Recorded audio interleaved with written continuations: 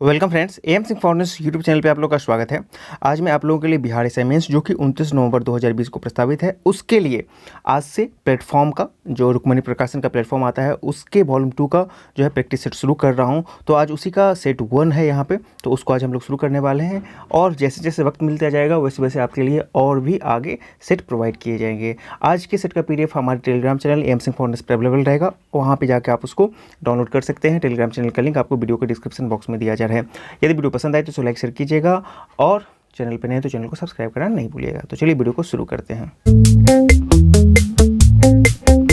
आज के सेट का प्रथम प्रश्न बोल रहा है कि सिंधु घाटी सभ्यता स्थल है और उसको उसका भौगोलिक जो स्थिति है उसको मिलान करना है एक दूसरे के साथ। तो देख लीजिए, मोहनजोदड़ो कहाँ पर है, तो मोहनजोदड़ो आपको सिंधु घाटी के पास है। कालीबंगन कहाँ है आपको, तो घग्गर, ये आपको राजस्थान में हो जाएगा। और लोथल गुजरात में है, कहाँ पर हो जाएगा, भोगवान नदी के पास।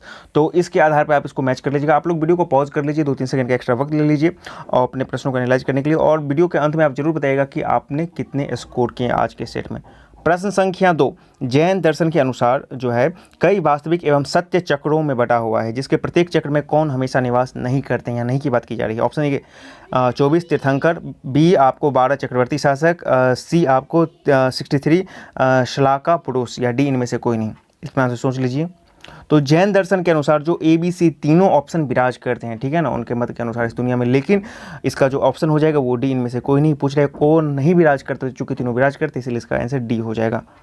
प्रश्न संख्या 3, यहाँ पे हम लोग को मिलान करना है अशोक के शिलालेख और उसका मिलान करना है। तो देख लीजिए, प्रथम शिलालेख क्या कहता है, तो प्रथम शिलालेख हमेशा पशु बलि की निंदा करता है। द्वितीय शिलालेख क्या करता है, तो वो जो है मनुष्य एवं पशुओं की चिकित्सा की व्यवस्था की बात करता है। और 13वां का है तो कलिंग युद्ध का वर्णन है। और 9वां का है तो विभिन्न प्रकार के समारोह की निंदा करती है। और 9वें में ही आपको सच्ची भेंट और सच्ची शिष्टाचार की बात की गई है। आप लोग वीडियो को जरूर पॉज कर लीजिएगा, क्योंकि जब तक आप खुद से एनालाइज नहीं कीजिएगा तब तक आप समझ नहीं पाएगा चीज़ों को। प्रश्न संख्या 4 बोल रहा है कि इनमें से किसको तमिल साहित्य का बाइबिल कहा गया है। ऑप्शन ए देख लिए, शिल्पादिकरम, तिरुकरुल, और है मणि मैखले, और जीवक चिंतामणि। इसका सही उत्तर हो जाएगा ऑप्शन बी, तिरुकरुल। ये ईसा पूर्व 2री शताब्दी से 6ठी शताब्दी के बीच में लिखा गया था। इसी को आपको तमिल साहित्य का बाइबिल कहा जाता है। प्रश्न संख्या 5, हसन गंगू किस साम्राज्य के शासक थे, बहमनी, तुगलक, खिलजी, इनमें से कोई नहीं। तो हसन गंगू आपको बहमनी साम्राज्य के संस्थापक थे। 1347 में इसने इसकी स्थापना की थी। प्रश्न संख्या 6 बोल रहा है कि कॉमरेड कमरैया किस आंदोलन के नेता थे, कॉमरेड कमरैया। ऑप्शन ए देखिए, बिहार किसान आंदोलन, बी तेभाग आंदोलन, तेलंगाना कृषक आंदोलन, या डी इनमें से कोई नहीं। इसका सही उत्तर हो जाएगा ऑप्शन सी, तेलंगाना कृषक आंदोलन के नेता थे कॉमरेड कमरैया। प्रश्न संख्या 7, अखिल भारतीय हरिजन संघ की स्थापना किसके द्वारा की गई थी, दादाबो पांडुरंग, BR अम्बेडकर, महात्मा गांधी, इनमें से कोई नहीं। ऑप्शन सी इसका सही हो जाएगा, महात्मा गांधी। प्रश्न संख्या 8, बंगाल का विभाजन कब किया गया था। ऑप्शन ए 1900, बी 1905, सी 1906, या डी 1907। तो इसका सही उत्तर हो जाएगा ऑप्शन बी, 1905 लॉर्ड कर्जन के द्वारा किया गया था। 19 जुलाई 1905 को इसकी घोषणा की गई थी और 16 अक्टूबर से ये प्रभावी हो गया था। प्रश्न संख्या 9 पूछ रहा है कि 1931 के आंदोलन में बंगाल में कोमिला के जिलाधिकारी की हत्या कर दी थी किसने, बीना दास, शांति घोष, सुशीला देवी, या दुर्गा देवी। इसका सही उत्तर हो जाएगा ऑप्शन बी, शांति देवी। और ये भगत सिंह को जो फांसी दी गई थी उसके खिलाफ आपको उसके प्रत्युत्तर में ये घटना घटित हुई थी वहाँ पे। प्रश्न संख्या 10 पूछ रहा है द लाइफ डिवाइन पुस्तक के लेखक कौन थे, अजीत सिंह, अरविंद घोष, बाल गंगाधर तिलक, या वरिंद्र घोष। इसका सही उत्तर हो जाएगा ऑप्शन बी, अरविंद घोष। प्रश्न संख्या 11 बोल रहा है कि सुभाष चंद्र बोस 16 जनवरी 1941 को किस नाम के साथ एक पठान के वेश में भागे थे, ये छद्म भेष बनाकर भागे थे, ठीक है ना। ऑप्शन देख लीजिए, मोहम्मद इकबाल, फजलुल हक, या मोहम्मद जियाउद्दीन, या इनमें से कोई नहीं। ऑप्शन सी हो जाएगा, मोहम्मद जियाउद्दीन के नाम इनका वेश बनाकर ये यहाँ से भागे थे। संख्या 12, पंचशील समझौता कब हुआ था। पंचशील समझौता आपको पता है कि इंडिया और चाइना के बीच में हुआ था। ऑप्शन एक देख लीजिए, ए 12 जनवरी 1942, बी 13 जनवरी 1947, सी 29 अप्रैल 1954, या डी 15 जनवरी 1949। इसका सही उत्तर हो जाएगा सी 29 अप्रैल 1954। और पंचशील समझौता जब ख़त्म हुआ इसके लिए 8 वर्ष की बाध्यता थी और उसके ठीक कुछ महीनों के बाद उसने चीन ने इंडिया पर आक्रमण कर दिया था। तो इसकी जो बाध्यता थी वो 8 वर्ष थी। तो पंचशील जब तक था तब तक चाइना ने कुछ नहीं किया, इसके खत्म होने के कुछ महीने बाद उन्होंने इंडिया पर आक्रमण किया था। प्रश्न संख्या 13 बोल रहा है कि गोपाल कृष्ण गोखले के गुरु कौन थे, महादेव गोविंद रानडे, हेनरी विवियन डेडजो, राजा राम मोहन राय, या डॉक्टर आत्माराम पांडुरंग। गोपाल कृष्ण गोखले के जो गुरु थे वो थे आपको MG रनाडे, महादेव गोविंद रनाडे थे।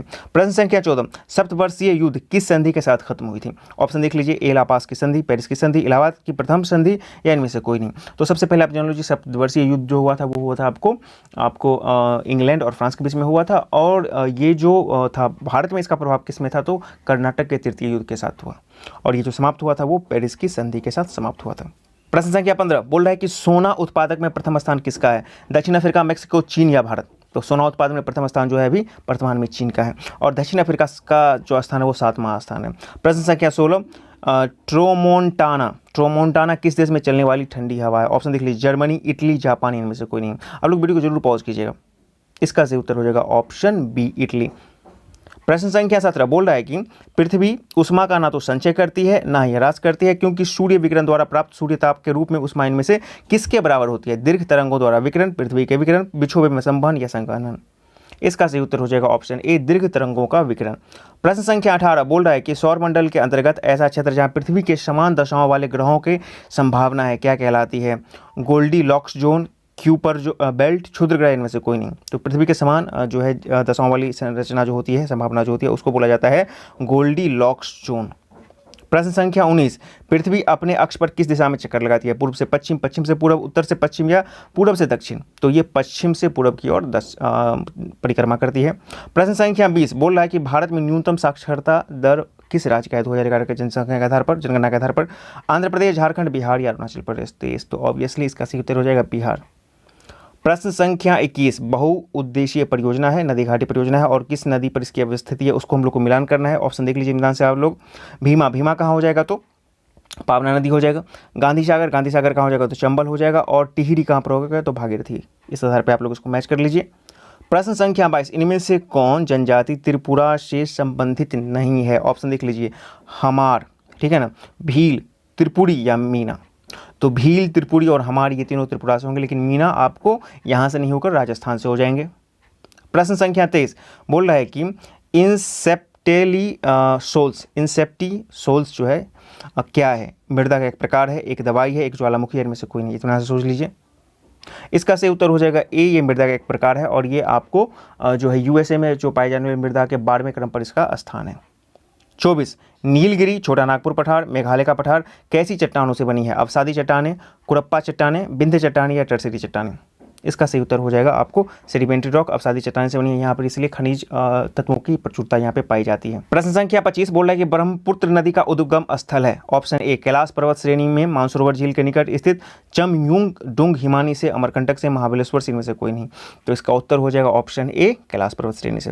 प्रश्न संख्या 26, इनमें से किस महादेश का क्षेत्रफल सबसे अधिक है? उत्तरी अमेरिका, एशिया, दक्षिणी अमेरिका, यूरोप? तो ऑब्वियसली एशिया का सबसे ज़्यादा क्षेत्रफल है। प्रश्न संख्या 27 मिलान करना है। प्रारूप समिति का संबंध किससे हो जाएगा? तो BR अम्बेडकर से हो जाएगा। कार्य संचालन समिति कौन हो जाएगा? तो KM मुंशी हो जाएगा। और प्रांतीय समिति क्या हो जाएगा? तो जवाहरलाल नेहरू हो जाएगा। इसके आधार पर आप लोग ऑप्शन को मैच कर लीजिए।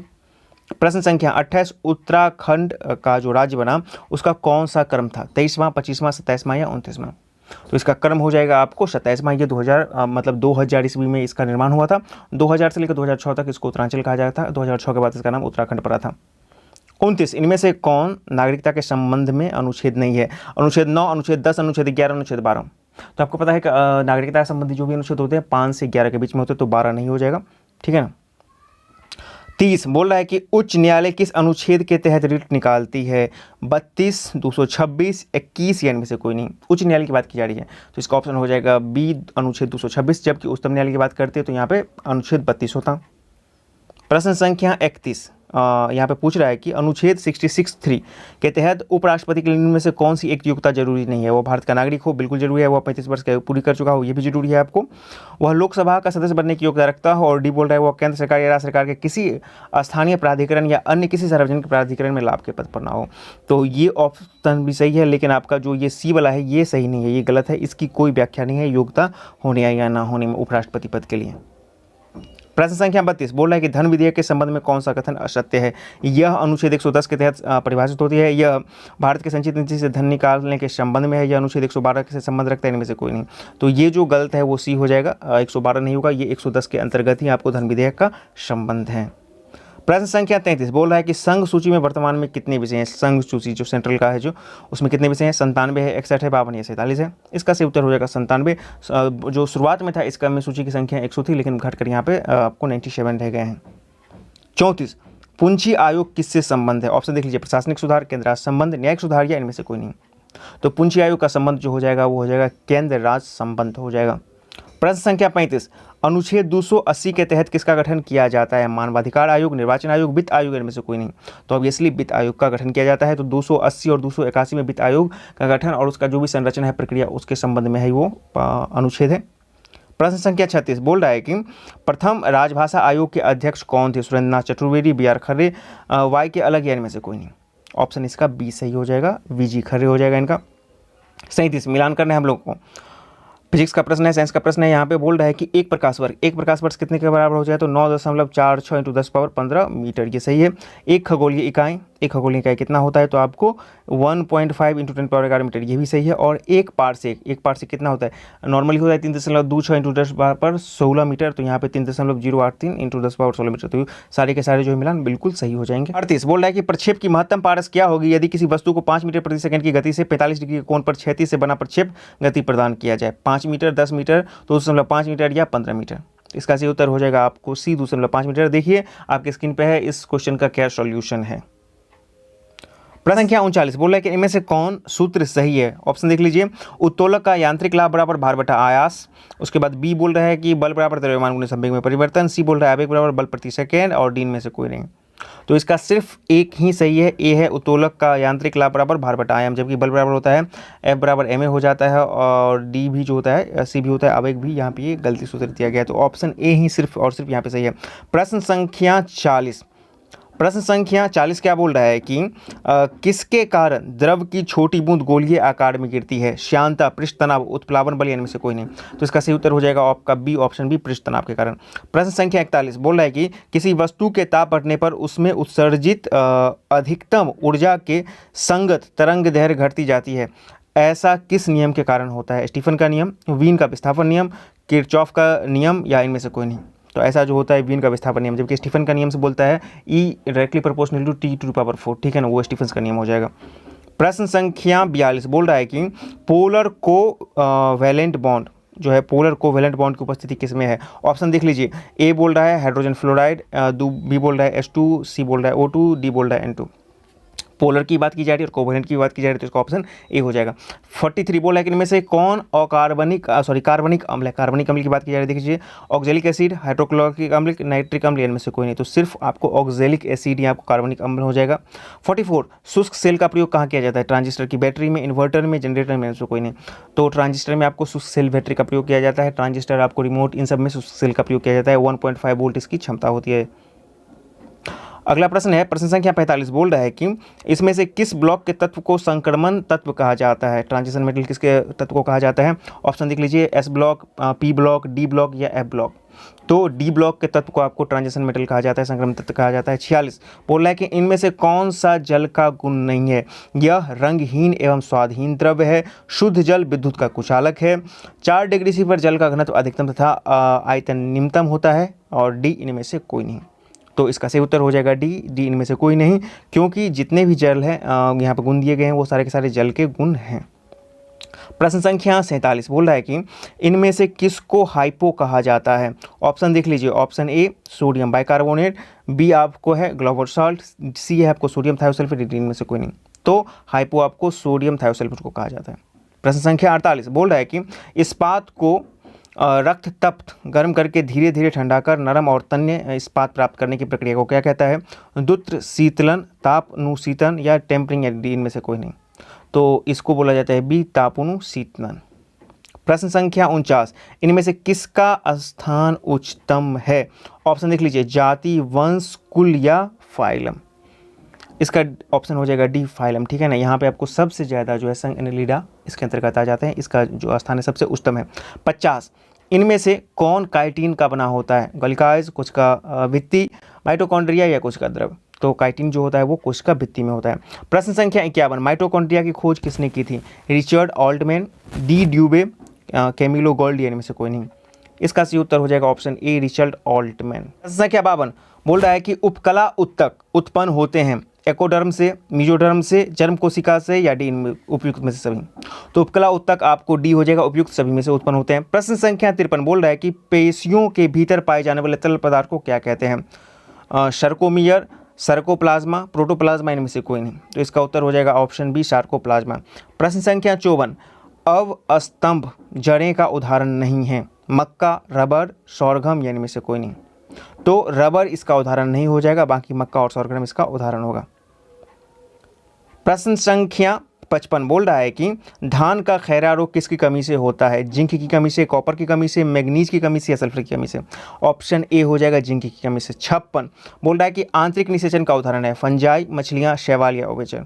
तो इसका सही उत्तर हो जाएगा ऑप्शन ए फंजाई। प्रश्न संख्या 57 बोल रहा है कि निवेशकों द्वारा दिए गए आवेदनों को यथासमय निपटान को सुनिश्चित करने के लिए पीएम ने किस नाम से वेब पोर्टल को शुरू किया है? eNivesh.gov.in, epmg.gov.in, eNiveshmonitor.gov.in या डी में से कोई नहीं। ये करंट का क्वेश्चन है, इसका सही उत्तर हो जाएगा ए eNivesh.gov.in। प्रश्न संख्या 58 पूछ रहा है कि 2011 की जनगणना के अनुसार देश की आबादी का लगभग कितना प्रतिशत जनसंख्या कृषि से जुड़ा हुआ है? अप्रॉक्स पूछ रहा है। ऑप्शन देखिए, ए 60%, बी 54%, सी 54.6% या डी 71%। इसका सही उत्तर हो जाएगा आपका बी ऑप्शन बी, लगभग 54% जनसंख्या कृषि पर जो है आधारित थी। प्रश्न संख्या 59 सोनोरान मरुस्थल कहाँ पर अवस्थित है? संयुक्त राज्य अमेरिका, बोत्सवाना, सऊदी अरब या डी ऑस्ट्रेलिया? इसका सही उत्तर हो जाएगा आपका ऑप्शन ए संयुक्त राज्य अमेरिका। संख्या 60 बोल रहा है कि भारत की सभी डाकघरों को अखिल भारतीय सेवा के दायरे में कब लाया गया? ऑप्शन ए 1854, बी 1837, सी 1947 या डी में से कोई नहीं। इसका सही उत्तर हो जाएगा ऑप्शन बी 1837 के तहत इसको लाया गया था। अक्सर बोल रहा है कि एमनेस्टी इंटरनेशनल का मुख्यालय कहाँ है? जिनेवा, लंदन, न्यूयॉर्क, इनमें से कोई नहीं। इसका सही उत्तर हो जाएगा ऑप्शन बी लंदन। और ये जो है मानवाधिकार के बातों को, उससे संबंधित बातों को ये उठाता है। प्रश्न संख्या 62 ग्रैमी पुरस्कार भारतीय विजेता संदीप दास जो है किस कला क्षेत्र से जुड़े हुए हैं? आपको पता है ग्रैमी जो भी दिया जाता है वो संगीत से के क्षेत्र में ही दिया जाता है। ऑप्शन देख लीजिए, संगीतकार, तबला वादक, सितार वादक या साउंड इंजीनियर। तो ग्रैमी पुरस्कार जो दिया गया था ये संदीप दास को, ये थे आपको तबला वादक थे। 63 बोल रहा है कि इनमें से सर्वाधिक वैश्विक ग्रीन हाउस उत्सर्जन का प्रतिशत किसका है? अमेरिका का, चीन का, यूरोपियन यूनियन का या भारत का? तो ये वर्तमान का जो डाटा है उसका ये बता रहा है कि चीन का सर्वाधिक है। प्रश्न संख्या 64 बोल रहा है कि इनमें से किस राज्य का राज्यसभा में समान सीट है? बिहार, पश्चिम बंगाल, दिल्ली, उत्तराखंड, हरियाणा, छत्तीसगढ़ या उपयुक्त सभी? इसका सही उत्तर हो जाएगा आपका उपयुक्त सभी। आपको बिहार और पश्चिम बंगाल में 16-16 है, दिल्ली और उत्तराखंड में आपको 3-3 है और हरियाणा एवं छत्तीसगढ़ में 5-5 है। प्रश्न संख्या 65 दिल्ली राष्ट्रीय राजधानी क्षेत्र में कुल कितने जिले हैं? 8, 9, 10 या 11? तो यहाँ पे कुल जिलों की संख्या जो है आपको 9 है। 66 बोल रहा है कि विश्व महासागर दिवस कब मनाया जाता है? 1 जून, 2 अप्रैल, 8 जून या 1 जनवरी? तो ये मनाया जाता है आपको 8 जून को मनाया जाता है प्रत्येक वर्ष। 67 बोल रहा है कि भारत में सबसे लंबा राष्ट्रीय राजमार्ग कौन सा है? NH47A, NH44, NH1 या इनमें से कोई नहीं। सही उत्तर हो जाएगा आपका ऑप्शन बी NH44। संख्या 68 बोल रहा है कि संयुक्त राष्ट्र से संबंधित खाद्य एवं कृषि संगठन का मुख्यालय कहाँ पर स्थित है? बर्न, रोम, जेनेवा या वियना? तो खाद्य वाला जो संगठन है उसका मुख्यालय जो है आपको रोम में हो जाएगा। प्रश्न संख्या 69 बोल रहा है कि एशिया का सबसे बड़ा रिफाइनरी देश कौन सा है? चीन, भारत, वियतनाम या इनमें से कोई नहीं। ऑप्शन ए इसका सही हो जाएगा। एशिया में चीन सर्वप्रथम है रिफाइनरी के मामला में, जबकि पूरे विश्व में आपको यूएसए प्रथम स्थान पर है। ठीक है। प्रश्न संख्या 70 बोल रहा है कि इनमें से कौन एनडीबी न्यू डेवलपमेंट बैंक का संस्थापक सदस्य नहीं है? और एनडीबी के बारे में बता दूं कि ये ब्रिक्स देशों के द्वारा जो है स्थापित किया गया था इस बैंक का। ऑप्शन देख लीजिए, ब्राजील, रूस, भारत या जापान? तो ऑब्वियसली डी जापान हो जाएगा, क्योंकि जापान आपको ब्रिक्स का सदस्य नहीं है। 71 बोल रहा है कि SPMCIL का क्या कार्य नहीं है? इसका जो कार्य पूछ रहा है इसमें से कौन नहीं है 71 का? तो देख लीजिए, ऑप्शन ए बोल रहा है कि RBI को मुद्रा बैंक नोट सिक्के की आपूर्ति करना, बी बोल रहा है कि विभिन्न राज्य सरकारों को स्टाम्प पत्र की पूर्ति करना, सी बोल रहा है कि विदेशी मंत्रालय को पासपोर्ट का आपूर्ति करना, और डी बोल रहा है कि राष्ट्रीय पुरस्कारों का मेडल की आपूर्ति करना। तो इसका जो काम है जो है ABC तीनों काम है, लेकिन डी काम नहीं है, राष्ट्रीय पुरस्कारों का मेडल की आपूर्ति करना, ये इसका काम नहीं है। 72 बोल रहा है कि देश में GST कब लागू किया गया था? प्रश्न संख्या 72 बोल रहा है कि देश में GST कब लागू किया गया? जुलाई 2017, जून 2018, जनवरी 2016 में से कोई नहीं। तो ये जुलाई 2017 में GST को लागू किया गया था। 73 बोल रहा है कि CBIC, ठीक है ना, CBIC है, CBIC इसका क्या कार्य है? माध्यमिक स्तर पर स्कूल के लिए आपको है पुस्तकें तैयार करना, उसके बाद है आपको केंद्रीय उत्पाद शुल्क सेवा पर कर लगाना एवं संग्रहित करना, और उसके बाद है आपको नोट छापना। डी इनमें से कोई नहीं, तो सी, बी, आई और सी का जो काम है वो है केंद्रीय उत्पाद शुल्क, यानी कि ऑप्शन इसका बी हो जाएगा, केंद्रीय उत्पाद शुल्क सेवा कर लगाना और इसे संग्रहण करना। 74, भारतीय रिजर्व बैंक का स्थापना कब किया गया था? 1 अप्रैल 1934, 1 अप्रैल 1935, 15 अक्टूबर 1935 या इनमें से कोई नहीं, तो 1 अप्रैल 1935 का सही हो जाएगा। 75, राष्ट्रीय निवेश कोष की स्थापना कब की गई थी? 2005, 2006, 2007 या 2008? तो राष्ट्रीय निवेश कोष की स्थापना की गई थी आपको 2005 में। प्रश्न संख्या 76, घोड़े के नाल के आकार के मेहराब सर्वप्रथम कहाँ प्रयोग में लाए गए थे? इल्तुतमिश के मकबरा में, गयासुद्दीन के मकबरा में, अलाई दरवाजा में या कुवत उल इस्लाम मस्जिद में? तो ये सर्वप्रथम इस्तेमाल में लाया गया था अलाई दरवाजा में। अलाई दरवाजा कहाँ है? तो दिल्ली में है। कुतुब मीनार का ये एक गेट है, यूनेस्को के द्वारा विश्व धरोहर सूची में शामिल भी है। 77, बोल रहा है कि जेम्स एंड्रयू रैमजे भारत के किस गवर्नर जनरल का वास्तविक नाम था? Lord Dalhousie, Lord Canning, Lord Lloyd या लॉर्ड कर्जन? ऑप्शन ए इसका सही हो जाएगा, लॉर्ड डलहौजी। 78, बोल रहा है किसने कहा था कि आलोचना और स्वतंत्र चिंतन एक क्रांतिकारी की दो विशेषताएं हैं? भगत सिंह, रामप्रसाद बिस्मिल, सचिंद्र सन्याल या भगवती चरण वोहरा? तो ये कहा गया था आपको भगत सिंह के द्वारा। 79, किस वाद ने संसद को मौलिक अधिकारों में संशोधन का अधिकार प्रदान किया? केशवानंद भारतीवाद, उसके बाद है राजनारायण बनाम इंदिरा गांधीवाद, गोलखनाथवाद या सज्जन कुमारवाद? तो ये किया गया था आपको केशवानंद भारतीवाद। ऑप्शन ए इसका सही हो जाएगा, और इसी में आपको मौलिक जो है ना ढांचे की बात कहेगी, हालांकि उसका कोई भी स्पष्ट जो है परिभाषा नहीं दिया गया था। 1973 की ये बात है, और ये सर्वाधिक जो लंबी बेंच मतलब कि 7-6 के रिस्पेक्ट में इसमें फैसला दिया गया था। संख्या 20, बोल रहा है कि निम्नलिखित में से कौन प्रथम जनजातीय लोकसभा अध्यक्ष थे? जी मावलंकर, MCG बालायोगी, मनोहर जोशी या PM संगमा? तो जनजाति वाले जो प्रथम अध्यक्ष थे लोकसभा के वो PN संगमा थे। ऑप्शन डी इसका सही हो जाएगा। क्या सी बोल रहा है कि ए बी के पश्चिम में स्थित है, सी ए और बी के ठीक बीच में उत्तर में स्थित है, डी बी के ठीक दक्षिण में है, सी की जो है किस दिशा में डी स्थित है? सी के किस दिशा में डी स्थित है? उसके लिए सबसे पहले हमको डायग्राम खींचना होगा। चलिए, ये हमारा हो गया नॉर्थ, साउथ, ईस्ट और वेस्ट। तो बोल रहा है कि जो है आपका ए जो है बी के पश्चिम में स्थित है और सी दोनों के ठीक उत्तर में स्थित है, और डी जो है बी के दक्षिण में स्थित है। ठीक है, अभी इसके आधार पे हम लोग को सी के कंटेक्स्ट में, सी हमारा यहाँ पे हो गया, इसके कंटेक्स्ट में डी का स्थिति क्या है? तो डी का स्थिति देख लीजिए, क्या हो जाएगा आपका? ये हो जाएगा आपका उत्तर दक्षिण, और ये हो जाएगा पूरब, तो दक्षिण पूर्व हो जाएगा इसका, यानी कि 81 का सही आंसर हमारा हो जाएगा बी। 81 का जो आंसर हो जाएगा वो बी हो जाएगा।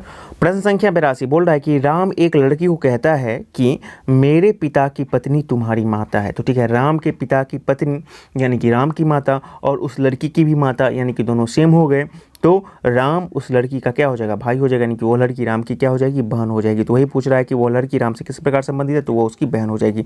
प्रश्न संख्या 83, बोल रहा है कि 6:35 पर मिनट की सुई किस दिशा को इंगित करेगी? तो देख लीजिए, 6:35, तो ये 3 हो जाएगा, ये 3 हो जाएगा, ये 6 हो जाएगा, ये 9 और ये 12, तो 6:35 करीब करीब ये स्थिति रहेगी। ठीक है ना, ये स्थिति रहेगी, इस तरफ की रहेगी। तो ये किस दिशा में पड़ रहा है? देख लीजिए, ये हो गया आपको दक्षिण और ये हो गया आपको पश्चिम। ठीक है ना, तो दक्षिण और पश्चिम यानी कि 83 का जो सही आंसर हो जाएगा वो आपका हो जाएगा ए हो जाएगा। ठीक है, प्रश्न संख्या 84, बोल रहा है कि वह आरेख चुनिए जो नीचे दिए गए वर्गों के बीच के सही संबंध को दर्शाता है। क्या बोल रहा है कि द्रव्य, दूध और पनीर। तो दूध क्या हो जाएगा? आपको द्रव्य हो जाएगा। देख लीजिए, दूध किसके अंतर आ जाएगा? द्रव्य के अंतर आ जाएगा, और पनीर ठोस हो जाएगा, अलग हो जाएगा। तो 84 का ए परफेक्ट आंसर है। 85, यहाँ पे बोल रहा है कि निम्नलिखित प्रश्नों में दिए गए विकल्पों में से संबंधित शब्द को चुनिए। इन्फ्लुएंजा किसके कारण होता है? विषाणु के कारण होता है। तो दांत किसके कारण होता है? तो फंगस, कवक के कारण हो जाएगा। ऑप्शन बी इसका सही हो जाएगा। 86, यहाँ पे एक पैटर्न दिया गया है, इस पैटर्न को अच्छे से आप लोग देखिए तो पता चलेगा 2-2 का डिफरेंस आपको जा रहा है। ठीक है ना, तो इस आधार पे इसका जो सही आंसर हो जाएगा इसको आपको ABCD करके देख लेना है, तो PQL हो जाएगा। ऑप्शन बी इसका सही हो जाएगा। प्रश्न संख्या 87, बोल रहा है कि लोगों की एक पंक्ति में मनु नीचे की छोर से 7वां है। ठीक है ना, मनु जो है नीचे से 7वां है, और श्रेयस मनु से 10 स्थान ऊपर है। तो श्रेयस को यदि हम नीचे से बोलेंगे तो मनु 7वां है और उससे 10 स्थान ऊपर, यानी कि 7, 10, 17वां। ठीक है ना, तो श्रेयस जो है नीचे से 17वां हो गया, और ऊपर से कितना है? 8वां है। ऊपर से 8वां है, नीचे से 17वां है। श्रेयस की बात आप की जा रही है, तो दोनों को जोड़ लीजिए, तो 17 और 18 25 हो जाएगा। ठीक है ना, उसमें से एक माइनस कर लीजिए तो 24। तो कुल मिला के इस जो पंक्ति में बच्चों की संख्या जो थी वो 24 थी। प्रश्न संख्या 88, यहाँ पे बोल रहा है कि P = 9, Q = √17, तो P² - Q² का होल पावर -1/3 का मान क्या होगा? तो यहाँ पे कुछ नहीं करना है, सबको मान पुट करके हमको सॉल्व कर लेना है। तो P 9 दिया है तो 9 नमा 81 हो जाएगा और -17 और होल टू द पावर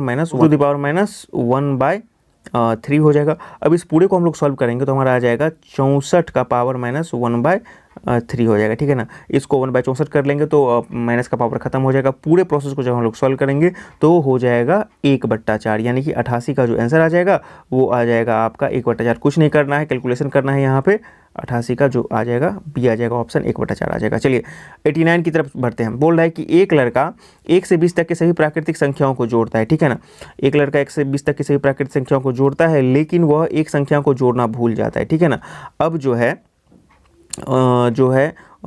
उसका जो योग है, जो जिसके कारण वो भूल जाता है, वो 190 हो जाता है, ठीक है ना। तो वो संख्या कौन सी है? तो देख सबसे पहले हमको करना क्या है, यहाँ पे प्राकृतिक संख्याओं का योग क्या होता है, n × n + 1/2 होता है। तो यहाँ पे हमारा 20 प्राकृतिक संख्या दिया गया है, तो 20 × 21/2 पूरे को करेंगे तो हम लोग का 210 हो जाएगा। क्या? n × n + 1/2, ठीक है ना।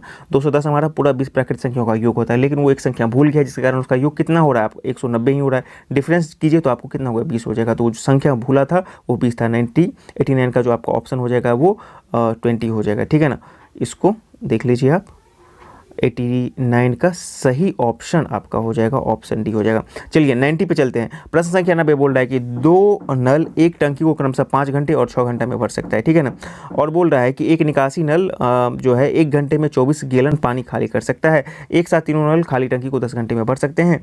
और बोल रहा है टंकी की क्षमता गैलन में कितनी होगी। तो सबसे पहले हम लोग को क्या करना पड़ेगा कि हमको निकालना है यहाँ पे कि जो खाली करने वाला नल है वो कितना घंटा में खाली करता है। तो इसके लिए सबसे पहले हम लोग को एक फार्मूला सेट करना पड़ेगा, और वो फार्मूला होगा हमारा 1/5, ठीक है ना। क्योंकि 1/5 में ये भरता है, पहला वाला भरता है, दूसरा 1/6 में भरता है, लेकिन तीसरा वाला खाली कर रहा है। तो हमको पता नहीं कितना दिन में, तो -1/x कर लेते हैं, उसको मान लेते हैं। और ये तीनों कितना दिन में करता है, तो 1/10 घंटा, 10 घंटा में करता है। इस पूरे प्रोसेस को हम लोग करेंगे तो हमारा x का वैल्यू जो आ जाएगा, x का वैल्यू आएगा हमारा 30/8। x का वैल्यू हमारा 30/8 आ रहा है, ठीक है। तो 30/8 घंटा ले रहा है सी जो है उसको खाली करने में, ठीक है, जो खाली कर रहा है।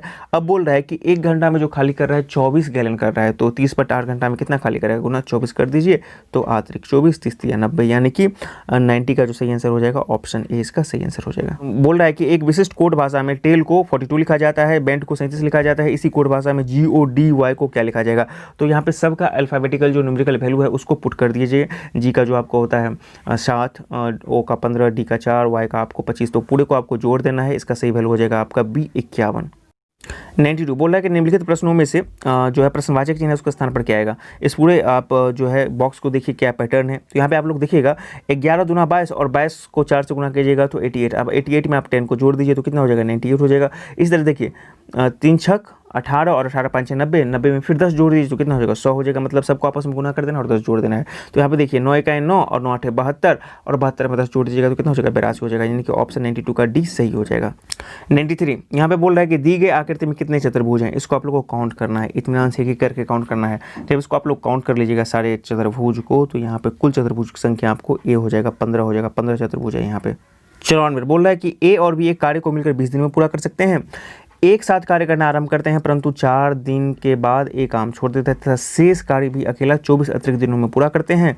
ए संपूर्ण कार्य को अकेला कितने दिनों में पूरा करेगा। तो देखिए यहाँ पे क्या करना है हम लोगों को कि सबसे पहले बी को निकालना होगा कि बी अकेला कितना दिन में पूरा करता है। तो देखिए ए और बी कितना दिन में मिलकर पूरा कर रहा है, 20 दिन में कर रहा है, ठीक है ना। तो 4 दिन तक काम किया है तो कितना काम करेगा, 5, यानी कि 1/5 भाग काम किया और शेष काम कितना हो जाएगा, 1 - 1/5 यानी कि 4/5 भाग शेष हो गया। अब 4/5 भाग को बी कितना दिन में पूरा कर रहा है, तो 24 दिन में कर रहा है पूरा। तो चूंकि 4/5 भाग को बी 24 दिन में पूरा कर रहा है, इसलिए एक काम को कितना दिन में पड़ेगा तो पूरा करेगा, तो 24/4 × 5, ठीक है ना। बी का काम निकाल रखे हैं, 6 × 24 6 5 से 30, यानी कि बी जो है पूरे काम को कितना दिन में कर रहा है, तो 30 दिन में कर रहा है, ठीक है। बी पूरे काम को 30 दिन में कर रहा है और दोनों मिलकर ए और बी कितना दिन में कर रहे हैं, 20 दिन में कर रहे हैं। तो 1/a + 1/b का हम वैल्यू यहाँ पे 30 पुट कर देते हैं और कितना 1/20। तो ए का वैल्यू इस पूरे को सॉल्व करेंगे तो ए का वैल्यू हमारा 60 आ जाएगा। 94 का जो ऑप्शन हो जाएगा वो हो जाएगा डी हो जाएगा। 95 बोल रहा है कि 20% तथा 10% की दो क्रमिक छूट के बीच नेट छूट क्या होगा। तो यहाँ पे देखना है हम लोगों को, दोनों को क्या करना है कि सॉल्व करना है। जैसे कि यहाँ 100 माइनस करना है। पहला है 20% यानी कि 80/100 और दूसरा है गुणे 90 हो जाएगा, 10% छूट जाएगा तो 90/100 और गुने 100, इस पूरे प्रोसेस को हम लोग करेंगे तो हमारा वैल्यू आ जाएगा 95 का ए 28% आ जाएगा। 96 बोल रहा है कि एक व्यापारी दो वस्तुओं को 1875 रुपया प्रति वस्तु के दाम से बेचता है यदि उसे एक वस्तु पर 25% का लाभ और दूसरे वस्तु पर 25% का हानि हो रहा है। यहाँ पर 25% का हानि है, ठीक है ना। एक पर 25% का लाभ और दूसरे पर 25% का हानि हो रहा है तो हानि का मान रुपया में कितना होगा। तो देखिए सबसे पहले दो वस्तु का हम लोग को विक्रय मूल्य निकालना होगा, तो 1875 गुने 2 करेंगे तो क्या हो जाएगा हमारा 3750 हो जाएगा, ये विक्रय मूल्य हो जाएगा। अब दो वस्तु का क्रय मूल्य हमको निकालना है, तो एक पर आपको 25% का लाभ और एक पर 25% का हानि हो रहा है, ठीक है ना, और उसका विक्रय मूल्य 1875 दिया गया है। तो इस पूरे प्रोसेस को हम लोग करेंगे तो हमारा आ जाएगा 4000, ठीक है ना। ये हमारा क्रय मूल्य हो गया 4000, हम इसको शॉर्ट में कर रहे हैं, आप लोग खुद से पूरे डिटेल में बनाइएगा इसको। और इसका विक्रय मूल्य कितना है 3750 है, तो देखिए यहाँ पे नुकसान कितना का हो रहा है, तो 250 रुपये का नुकसान हो रहा है। 96 का सही आंसर हो जाएगा आपका बी। 97 बोल रहा है कि दो रेलगाड़ी एक दूसरे की तरफ कम से 45 किलोमीटर प्रति घंटा और 63 किलोमीटर प्रति घंटा, यहाँ पे थोड़ा सा कट रहा है, 63 किलोमीटर प्रति घंटा की गति से चल रही है।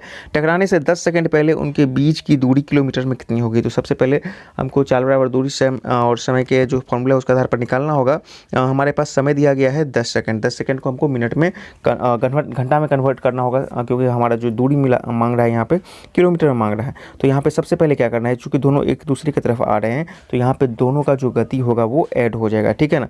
तो 45 है और 63 है, दोनों को जोड़ दीजिएगा तो 108, ठीक है ना। 108 किलोमीटर प्रति घंटा ये हमारा चाल हो गया। अब हमारा समय कितना दिया गया 10 सेकंड दिया गया, इसको हम लोग को आवर में कन्वर्ट कर लेना है, 3600 से कर लेना है। इस पूरे प्रोसेस को हम लोग करेंगे तो इसका जो वैल्यू आएगा हमारा आ जाएगा 0.3 किलोमीटर, ठीक है ना। यानी कि 97 का सी आंसर सही हो जाएगा। 8 यहाँ पे एल का वैल्यू प्लस, एम का वैल्यू माइनस, एन का वैल्यू आपका गुना और पी का वैल्यू आपको भाग दिया गया है। तो इस पूरे प्रोसेस को हम लोग करना है, इसको करना होगा, आपको खुद से करना होगा। इसको कीजिएगा तो इसका वैल्यू आपका ए हो जाएगा, 153 आ जाएगा। 99 बोल रहा है कि रीता एक बिंदु से दक्षिण की ओर 35 किलोमीटर चली, एक बिंदु से दक्षिण की ओर 35 किलोमीटर चली, ठीक है ना। अब क्या है कि फिर वो बाएं घूम गई और 20 किलोमीटर चली, फिर दोबारा वो बाएं घूमी और फिर 35 किलोमीटर चली। देखिए यहाँ से शुरुआत की, इधर आई, फिर इधर गई। अब बोले वो अपने प्रारंभिक स्थान से किस दिशा में, तो अपना प्रारंभिक स्थान ये है और ये किधर हो जाएगा, पूरब हो जाएगा। यानी कि 99 का सही आंसर जो हो जाएगा 99 का वो हो जाएगा आपका ए हो जाएगा। तो बोल रहा है कि 25 पुस्तक का क्रय मूल्य 20 पुस्तक के विक्रय मूल्य के बराबर है, लाभ प्रतिशत बताइए।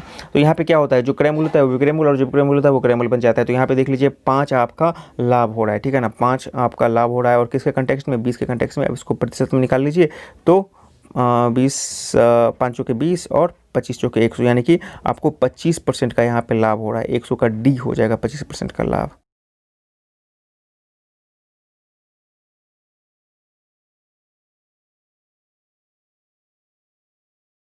सब्सक्राइब करें हमारे चैनल एम सिंह फाउंडेशन को और बेल आइकन को प्रेस करने के बाद नोटिफिकेशन को ऑन कर लें कॉम्पिटिटिव एग्जाम की तैयारी एवं संबंधित सभी जानकारी सबसे पहले पाने के लिए।